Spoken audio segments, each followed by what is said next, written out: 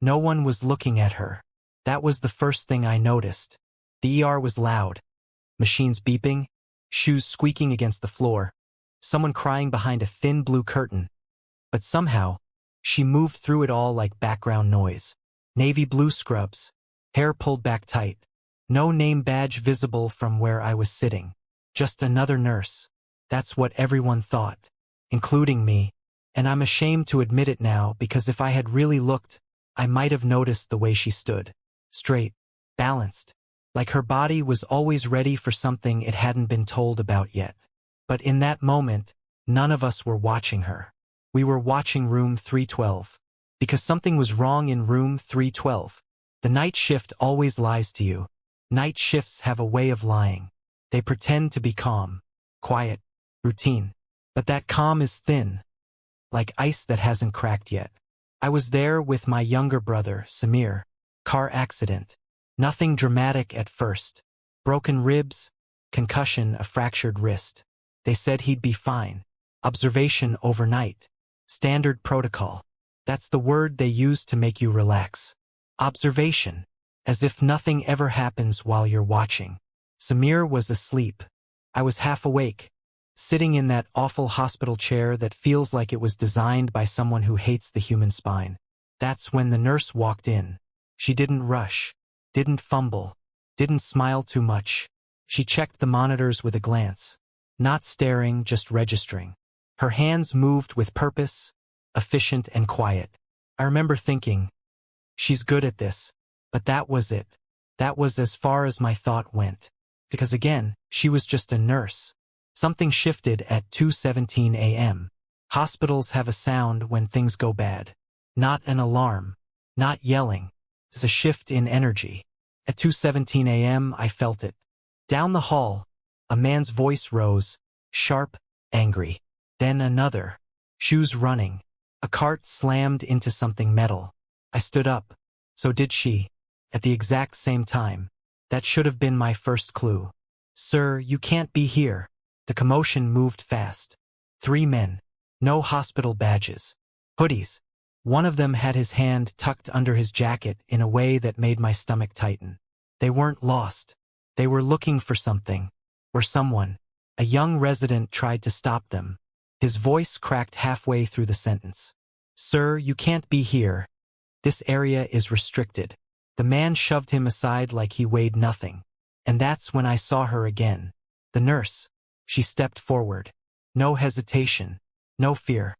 Hey, she said, voice calm but sharp. You need to leave. Now. The man laughed. Actually laughed. Or what? He said. You'll get your supervisor? That's when she did something that didn't belong in a hospital. She adjusted her stance. Feet shoulder-width apart. Weight centered. Hands open but not relaxed. That stance wasn't taught in nursing school. I know that now. But back then, all I felt was a strange, unexplainable sense that the air had changed. The security that never came. Someone yelled for security. No one came. Later we'd find out why. But in that moment all we knew was that these men were moving closer to room 312. To my brother. To other patients who couldn't even stand up, let alone run. And the nurse stepped directly into their path. Alone. Last warning, she said. Her tone wasn't loud. It wasn't dramatic. It was final. You don't know who you're talking to. One of the men reached out. That was his mistake. I swear it happened in under 2 seconds. She twisted his wrist. Not violently, not flashy. Just enough. He dropped to his knees with a sound that didn't sound human. The second man froze. The third pulled something shiny from his pocket. And that's when the nurse spoke again. You don't want to do that. No threat. No anger. Just certainty. I remember thinking, what kind of nurse talks like that? The pause before the storm. Everything stopped. Even the machines seemed quieter. That's the moment your brain tries to catch up. When reality hasn't updated yet. I looked around. Patients peeking through curtains. Staff frozen in place. A doctor halfway between running and hiding. And her, standing there, still, watching, like she was waiting for a decision. That's when the third man made it. He lunged, and the nurse moved. Not training. Instinct. I won't pretend I understood what I was seeing. I just knew it wasn't normal. She disarmed him. Hard. Clean. Efficient. No wasted motion. No panic. The object clattered to the floor. Later we'd learn it was a knife. She kicked it away without looking. Pinned him. Looked up. And shouted something that sent chills through me. Call it in. Now. Not call security. Not call the police. Call it in. That's when it hit me. This wasn't medical training. This was combat instinct. The name that changed everything. Security finally arrived late, outmatched, confused. Police followed. The men were arrested. Everyone talked at once. Chaos returned. And the nurse? She stepped back, hands clasped behind her back. Waiting. A police officer approached her, clearly irritated. Ma'am, I'm going to need your name. She hesitated, just for a fraction of a second, then said it. And I saw the officer's expression change. Completely. Wait, he said. As in, that unit? Her jaw tightened. Yes. The officer straightened. So did everyone else who overheard. And that's when someone whispered the words that would change how this night would be remembered. She's not just a nurse. No one told us the hospital was in lockdown. That's the thing about real emergencies, they don't come with announcements. No calm voice over the intercom. No clear instructions. Just confusion pretending to be order. Room 312 felt smaller now. The curtains were half drawn. The hallway lights dimmed automatically, like the building itself was trying to disappear. A security guard stood outside my brother's room, pretending not to look nervous. Inside, Samir was still asleep, unaware that 3 men had just tried to reach him, unaware that the nurse who stopped them wasn't really just a nurse, and unaware that something much bigger had just started. The way people look at you after. Everyone stared at her now, not openly, not rudely, but with that subtle shift. The kind that happens when people realize the story they were telling themselves is wrong. She stood near the nurse's station, arms crossed loosely, eyes scanning the floor like she was counting exits. No one asked her questions. They didn't know how. Doctors whispered. Nurses avoided eye contact. A senior administrator kept adjusting his tie like it was suddenly choking him. And me? I couldn't stop looking. Because once your brain realizes something doesn't fit, it won't let it go. You shouldn't be here. A police detective finally approached her. He wasn't loud, wasn't aggressive, but he didn't smile either. Ma'am, he said quietly. You shouldn't be here. She looked at him. Really looked. I know, she said. 2 words. No apology. No explanation. That's when the detective sighed. The tired kind of sigh you hear from people who already know how bad this is going to get. They pulled me aside. Someone touched my shoulder. I turned to see a woman in a blazer, hospital administration. Clipboard clutched like a shield. We need to ask you a few questions, she said. About what you saw. Her eyes flicked toward room 312, toward my brother.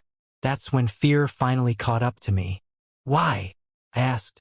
Is he in danger? She didn't answer right away. That pause was enough. The question no one wanted to ask.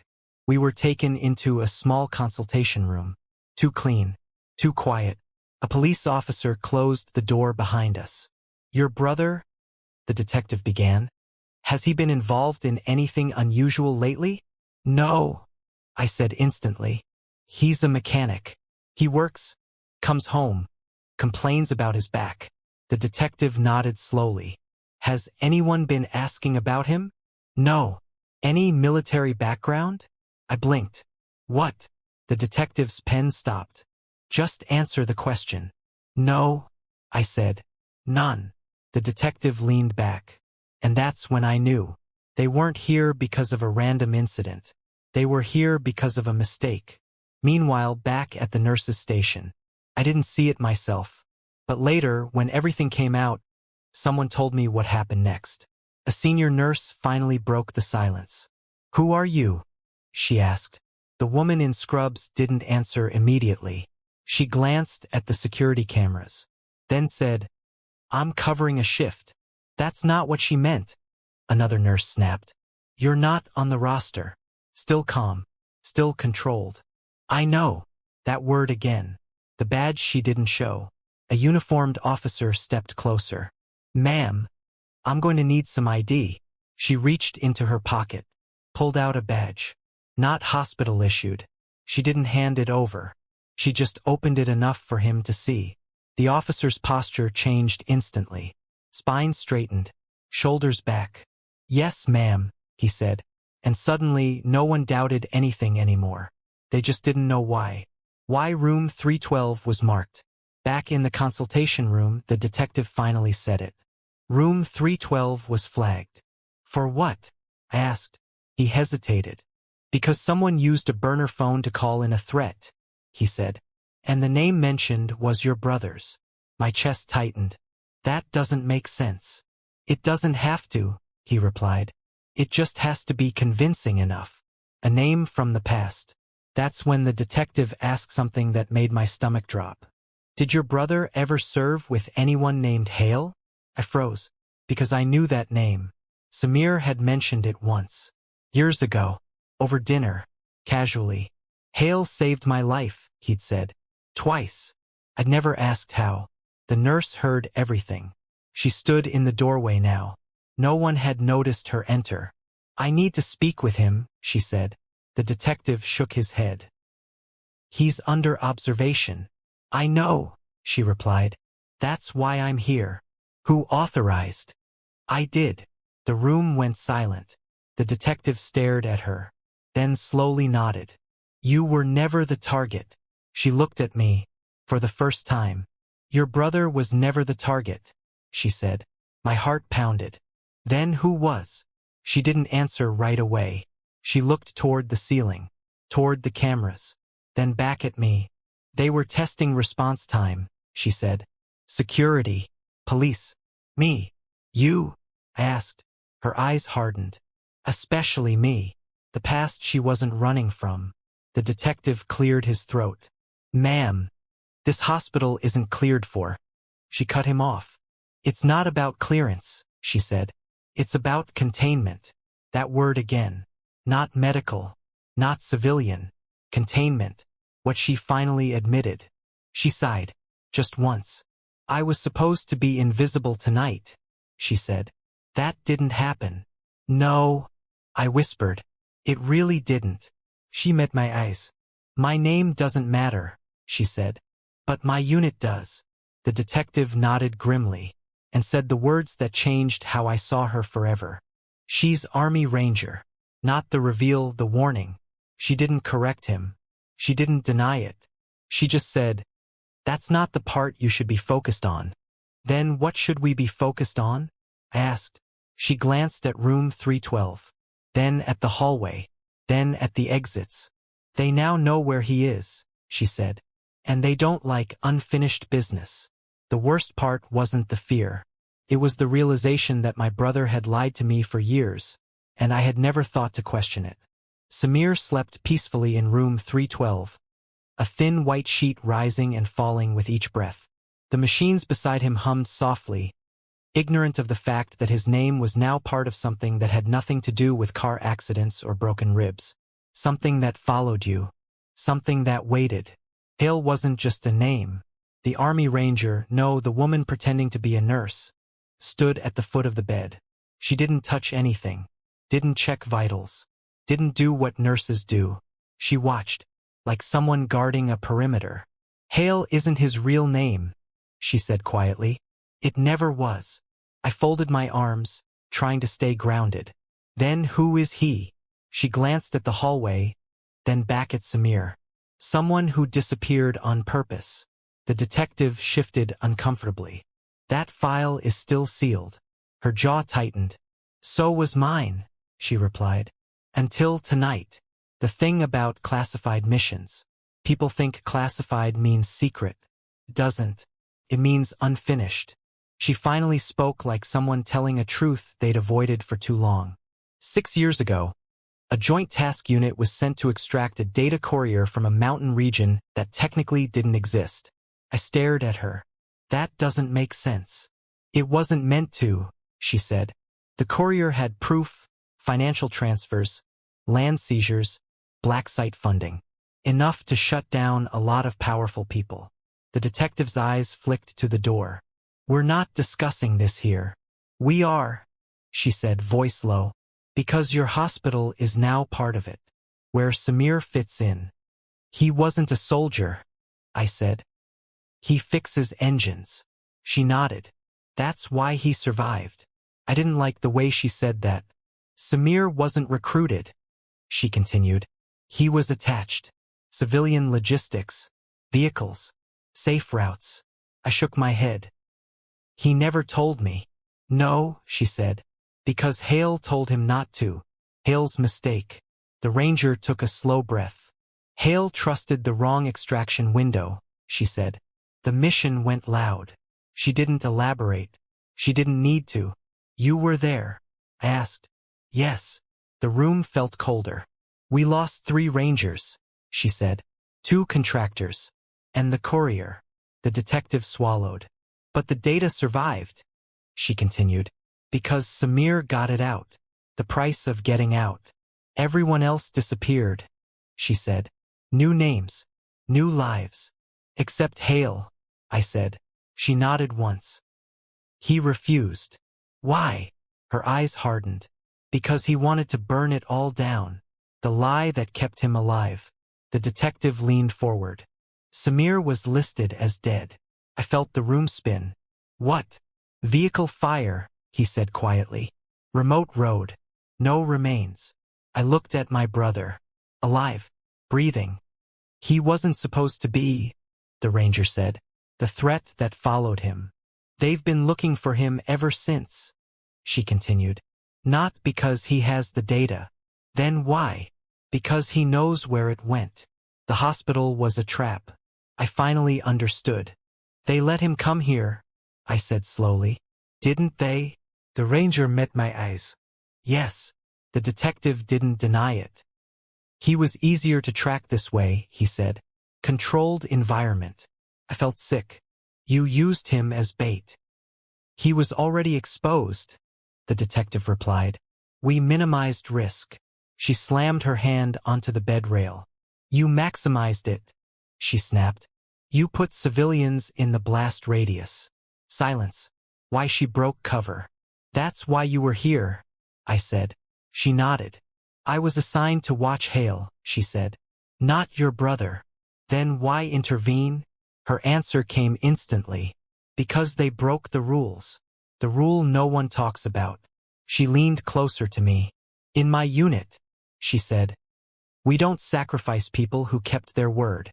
I swallowed hard. "Samir did everything right." "Yes," she said, "and that's why he's still breathing." The second wave.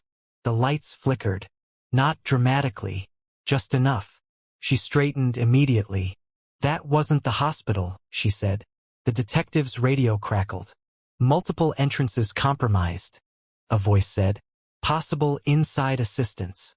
My heart stopped. "Inside," I whispered. She looked at me. "This was never just about force," she said. "It's about access." The question that changed everything. She turned to the detective. "Who approved the roster tonight?" He hesitated. Too long. Her eyes narrowed. "Who?" she repeated. He exhaled. "Administration. 3rd floor." She nodded once. "They're already here." What she asked me next. She turned back to me. "You trust your brother?" she asked. "With my life." "Good," she said. "Because I'm about to ask you to do something illegal." I stared at her. "What?" She leaned in. "We need to move him," she said. "Now." "Where?" She glanced at the window. "Somewhere they won't look." The moment she said, "We need to move him," I knew one thing for sure.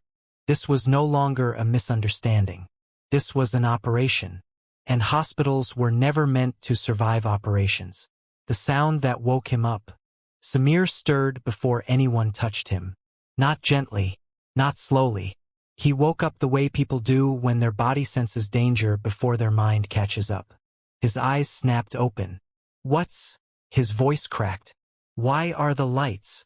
"Samir," I said quickly. grabbing his hand. Don't move. Too late. His gaze locked onto her. The nurse. The ranger. His entire body went rigid. Not confused. Not scared. Just alert. Why is she here? He asked. The room went silent. I looked at her. She looked at him. And for the first time since I'd met her, she smiled. Not warm. Not friendly. Recognizing. You're not supposed to be awake. Samir tried to sit up. Pain shot through him. He hissed, teeth clenched. You shouldn't be awake, she said calmly. They gave you too much. They always do, he muttered. Then his eyes sharpened. You shouldn't be here either. The detective frowned. You know each other? No, Samir said instantly. Yes, she said at the exact same time. That contradiction hung in the air like smoke. The name he never said out loud. Samir swallowed. You still alive? He asked her quietly. She nodded once. Barely. The detective stepped forward. I need clarity. Now. Samir ignored him. Hale's dead, isn't he? Samir asked. Her jaw tightened. Yes. Samir closed his eyes. For just a second. Then opened them again. They're here for the fallback, he said. My stomach dropped. Fallback. He looked at me, and that's when I realized he'd never planned on telling me. The hospital isn't clean anymore. A scream echoed from down the hall. Short, sharp, cut off too quickly. She was already moving. She crossed to the door, cracked it open, scanned left, then right. Third floor, she said. They're collapsing inward. The detective raised his radio. Static. Then a voice. Administration. Access granted. The transmission died. She exhaled slowly. They're using hospital credentials, she said. Which means someone handed them over. The traitor wasn't who we expected. I expected a doctor. Or a nurse. Or security. I didn't expect hospital IT. A man with a badge clipped to his belt stepped into view at the end of the hallway. Middle-aged. Nervous smile. Laptop bag slung over one shoulder. Everything okay here? He asked. Her weapon was already up. Drop the bag, she said. The man froze. Ma'am, I work here. Drop the bag. He didn't. He ran. The shot that changed everything. She fired once. Not to kill. To stop. The man went down screaming, clutching his leg. The hallway erupted into chaos. Alarms screamed now. Real ones. Red lights. Lockdown shutters starting to descend. Samir grabbed my arm. They're locking us in, he said. That's bad. She nodded. That's why we're leaving. The fallback route. She turned to Samir. Do you remember the maintenance shafts? She asked. He grimaced. I hoped I never would. The detective stared at them. You planned this. Samir shook his head. I planned for it. She helped him swing his legs off the bed. He almost collapsed. She caught him effortlessly. That's when I saw it clearly. This wasn't strength. This was training plus trust. You're coming too.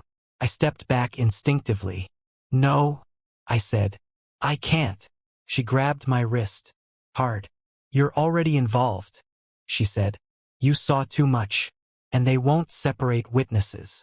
The truth hit like ice water. There was no going back. Through the walls, no one notices. She led us to a door marked authorized personnel only. Swiped a card. Not hospital issued. The door opened anyway. Behind it, darkness. Narrow. Metallic. Smelled like dust and disinfectant.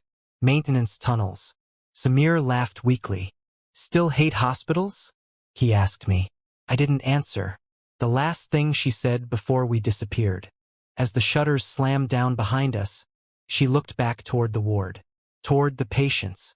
Toward the chaos. I tried to stay invisible, she said quietly. Then she stepped into the dark. And they forced my hand. The tunnels weren't on any map. That's the first thing Samir said as we moved deeper underground. The hospital noise fading into a dull, distant echo. They were built during an expansion that got quietly scrapped, he whispered. Officially, they don't exist. She nodded, already knowing. Nothing important ever does. she said. The metal ladder rattled as we descended.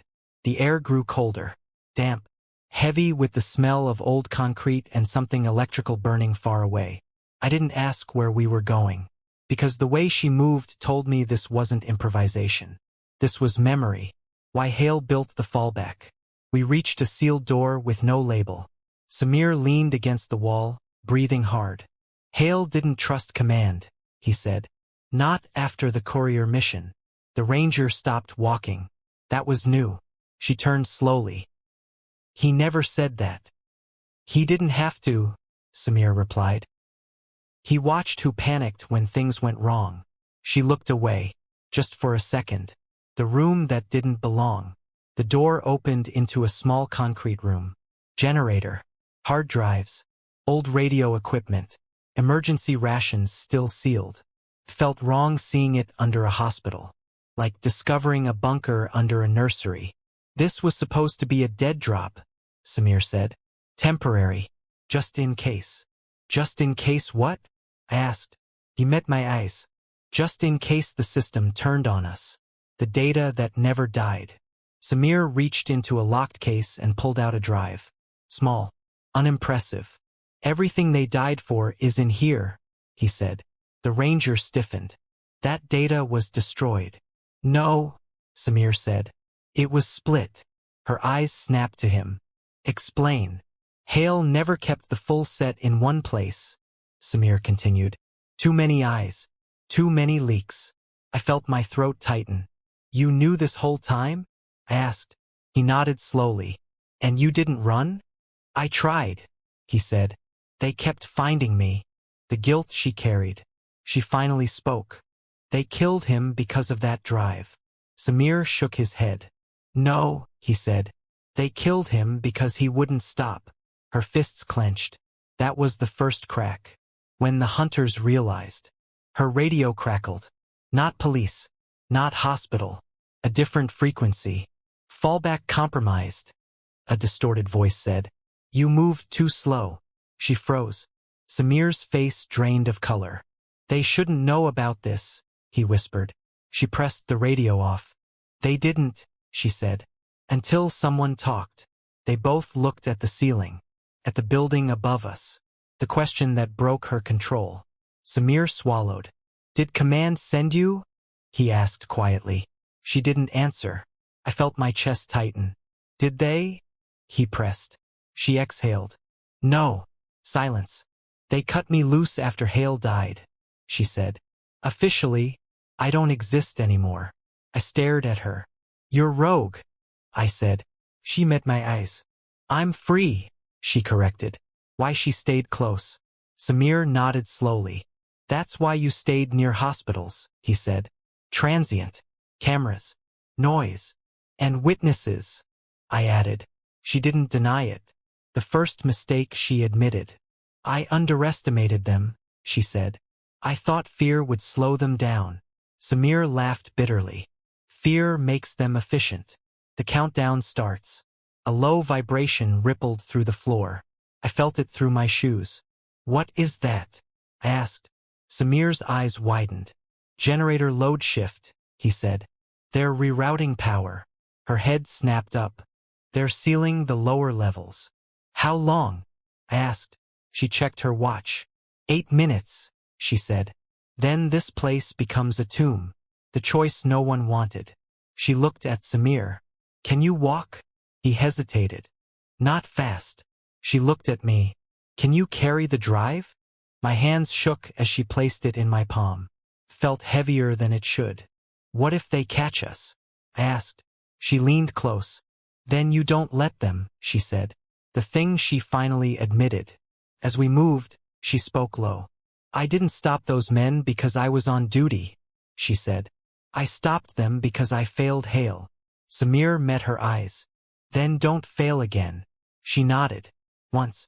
We didn't make it 50 meters. That's how close we were when the lights went out completely. Not flickered. Not dimmed. Gone.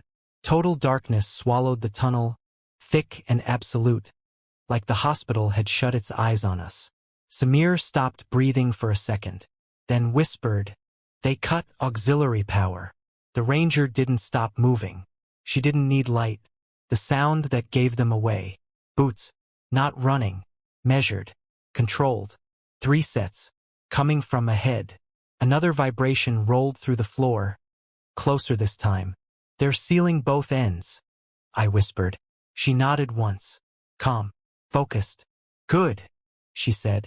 Now they can't flank. That wasn't confidence. That was combat math. When she finally dropped the act, she reached behind her back and pulled something free. Not a gun. A blade. Short.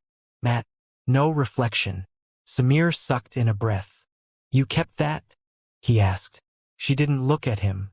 I buried the rest, she said. This one earned its place. My mouth went dry. This wasn't a nurse. This wasn't even just a ranger. This was someone who'd survived when others didn't. The voice in the dark. Don't move, a voice called out. Male. Calm. Familiar. Too familiar. Samir's shoulders slumped. Of course, he muttered. It's you. I looked at him. You know him? Yeah, Samir said bitterly. I know him. A flashlight clicked on. The beam landed on us. And behind it stood a man in a hospital administrator's coat. Clean. Pressed. Calm. The same man who'd asked me earlier if everything was okay. The trader's real job. Mr. Samir, the man said pleasantly. You made this very difficult. The ranger stepped forward. Blade low. You sold access, she said. Credentials. Camera blind spots. The man smiled. Information, he corrected. I sell information. He shifted his gaze to her. And you weren't supposed to be here anymore. The name that changed the power dynamic. He said her name, not her cover name, her real one. The tunnel went silent. Samir froze. I felt my stomach drop. No one was supposed to know that name. Her jaw tightened. Just enough. So Command did talk, she said. The man chuckled. Command always talks. They just pretend not to. Why Hale really died. You think Hale was killed because of the data? The man continued. He was killed because he stopped following orders. Samir stepped forward despite the pain. He followed the mission, he snapped.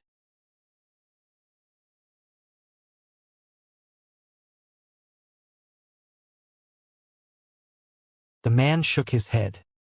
He followed his conscience, he said. That's much worse. The ranger's grip tightened. The first shot underground. It happened fast. Too fast. A second flashlight flicked on behind us. She reacted instantly, threw me to the ground, rolled, blade flashing. The gunshot echoed like thunder in the tunnel. Concrete exploded inches from where my head had been. She was already moving. Not a nurse. Not even close. She disarmed one man, broke another's arm, slammed the blade into the wall beside the trader's head. Close enough for him to feel the wind of it. Call them off, she said quietly. The man was shaking now. You're alone, he hissed. You can't win. She leaned closer. I don't need to win, she said. I just need you to remember me. The truth about her assignment. Samir stared at her. They sent you to watch Hale, he said. But they also sent you to stop him, didn't they? She didn't deny it. They wanted him contained, she said. Alive or quiet. And you? Samir asked. I chose neither. The betrayer breaks. The administrator laughed nervously. You think exposing me changes anything? He said. There are 10 more like me. She pulled the blade free. Good, she said. Then this message travels. The moment that cost them everything. She knocked him out cold. Not dead. Alive. Breathing. Samir looked at her. Why didn't you? Because dead men become rumors, she said. Living ones testify. The worst news possible. Her radio crackled again. They're sending contractors, the voice said. Heavily armed. Samir closed his eyes. That's it, he whispered. Once they show up, no one leaves. She looked at me, straight into my eyes. If they catch you, she said. You deny knowing me. I swallowed. And you? She turned away. I buy you time. She stopped at the intersection of the tunnels. Two paths. One led up, toward an emergency stairwell that would spit us out 3 blocks from the hospital. Freedom. The other went deeper, toward the noise, toward the contractors. She looked at Samir, then at me, then back at the dark. "I'm not going with you," she said. The argument that didn't last. "No," I said immediately. "That's not." She raised a hand. Not commanding. Final. "They're tracking me," she said. "Not the drive. Not Samir. Me." Samir shook his head. "You can still run." She smiled faintly. "I already did," she said. "Years ago." That wasn't regret. That was acceptance. The plan she never said out loud. She turned to Samir. "Once you reach the street," she said, "you hand the drive to the reporter." Samir blinked. "You found her." "She found me," the ranger replied. 6 months ago." My heart pounded. "You've been planning this?" "Yes," she said. "I just hoped not to do it in a hospital." The data was a weapon now. Samir hesitated. "If they know the data's moving." "They will," she interrupted. "That's the point." She looked at me. "They chase noise," she said. "You move quietly." The first explosions above. A dull boom rolled through the tunnels. Dust drifted from the ceiling. "They breached an exterior door," Samir said. She nodded. 3 minutes, she said. Maybe 4. The one thing she asked for. She turned to me. "Listen carefully," she said. "If anyone asks what you saw tonight." I swallowed. "You say you saw a nurse," she continued, "who stood between strangers and patients." I nodded, tears burning my eyes. "That's it," she said. "Nothing more." When Samir finally understood. Samir stared at her. "You're doing this because of Hale," he said. She shook her head. "I'm doing this because of us," she said. "Because someone has to draw the line." Samir stepped forward and hugged her. Hard.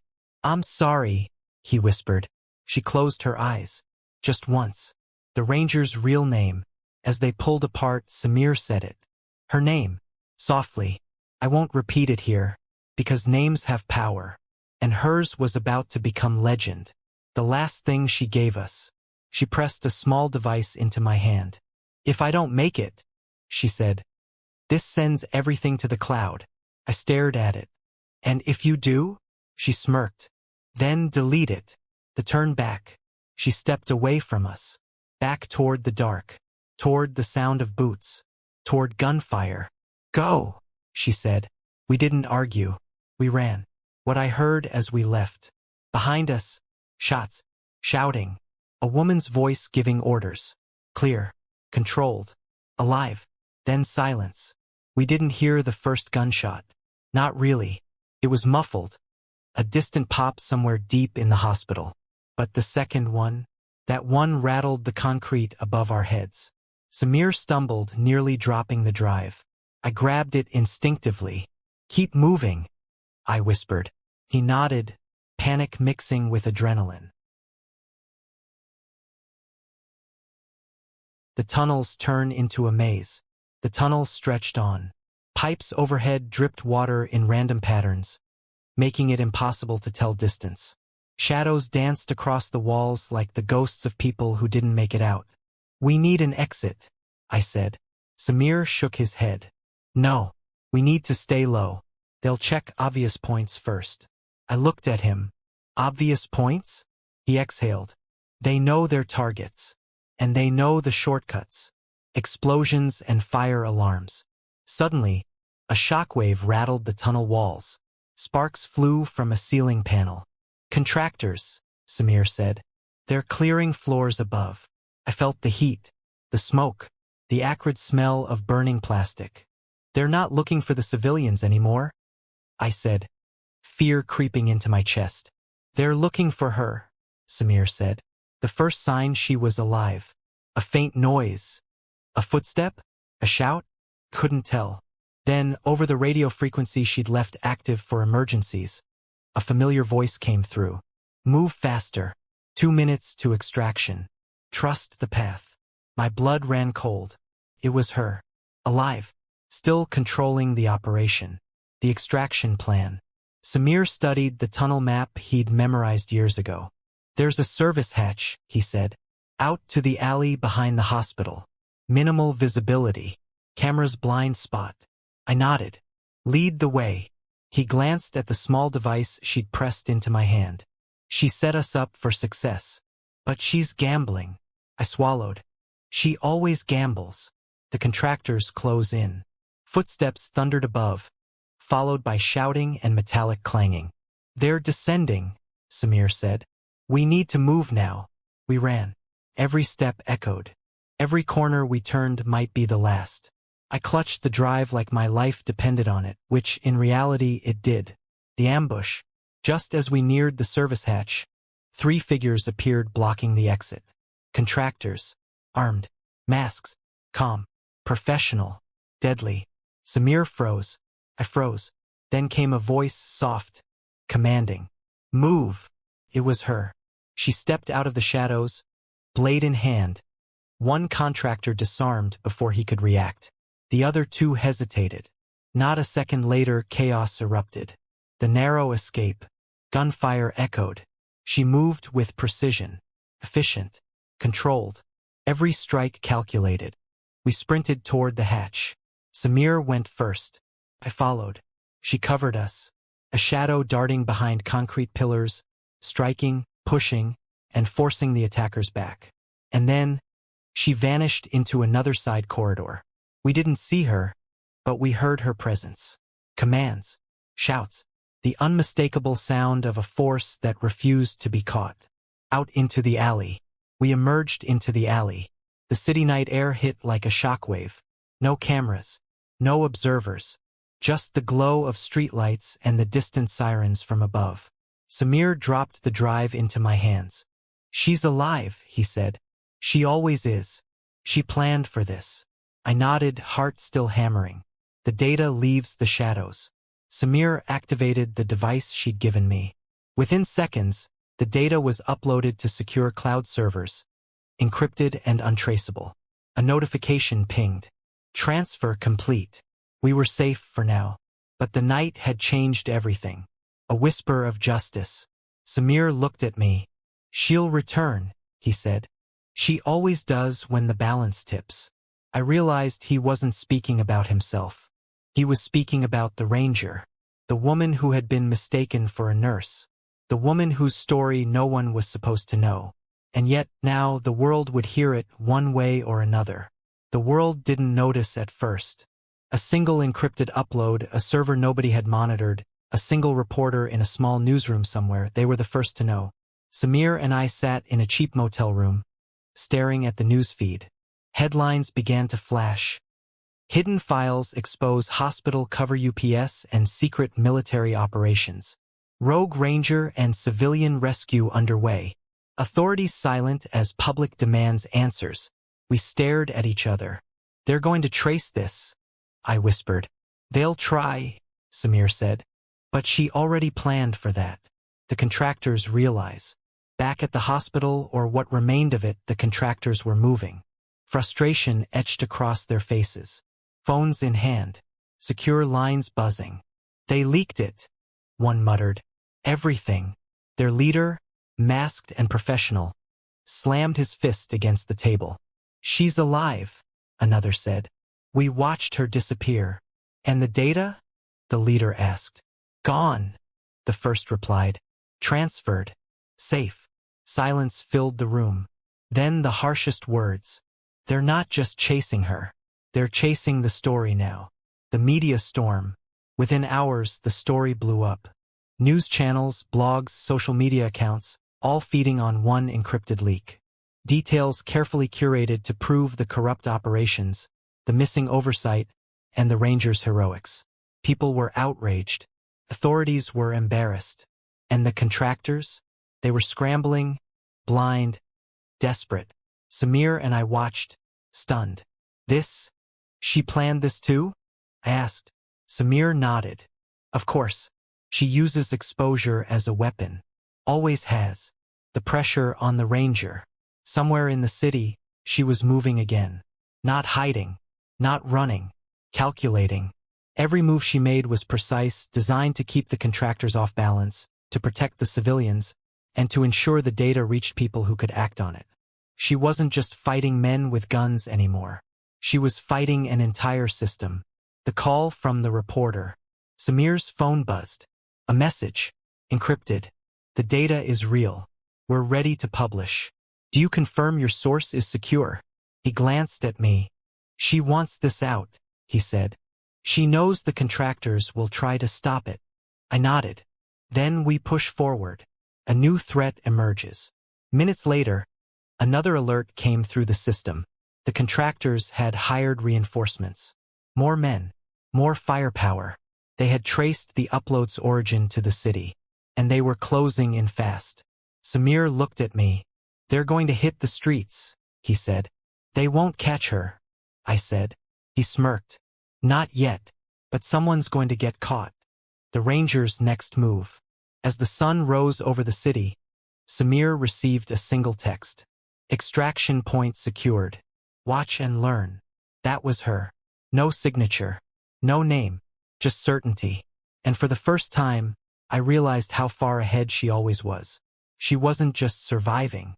She was controlling the narrative, the streets, the hunters, and the public perception. All at once. The city was awake now, sirens blaring, cameras flashing, and the chaos spilling from the hospital straight into the streets. Samir and I watched from a rooftop, eyes glued to the alley below where shadows moved like predators stalking prey. The contractors had organized, weapons drawn, tactical vests, radios buzzing, but they didn't see her coming. The final confrontation. She appeared suddenly, silent as smoke. One contractor spun, gun raised, too late. She disarmed him in a blink. The second aimed.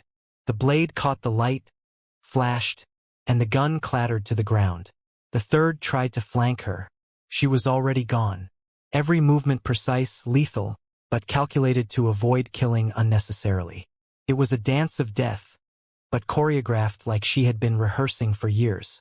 The trick that turned the tide. Samir whispered, "She's splitting them up," and she was, using shadows, echoes, and misdirection. She forced the contractors to scatter, leaving the alley almost empty. The drive in my hand vibrated. Notification. Upload complete. Secure cloud storage activated. The data was out. Public. Safe. Contractors in chaos. They regrouped. Panic in their movements. "She's not here," one shouted. "She vanished. Check exits," another barked.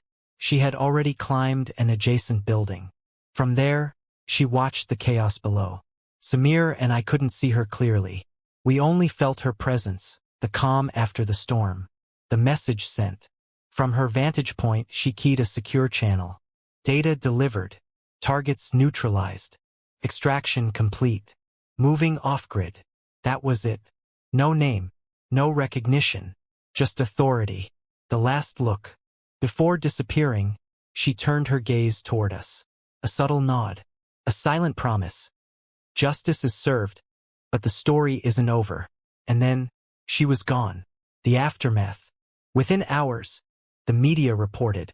Corruption exposed in hospitals. Contractors linked to illegal operations. Anonymous whistleblowers ensured public awareness. Samir turned to me. "She'll never be caught," he said. "And the world will never know her," I replied. He nodded. "Exactly how she wants it. The legend remains. The woman everyone thought was just a nurse. The Army Ranger who saved my brother and countless others. Her name is whispered in military circles. In newsrooms. In alleys where people know better than to cross her. But she isn't anywhere you can find. She doesn't exist on any roster, any record, any report, except in the lives she saved and the legend she left behind."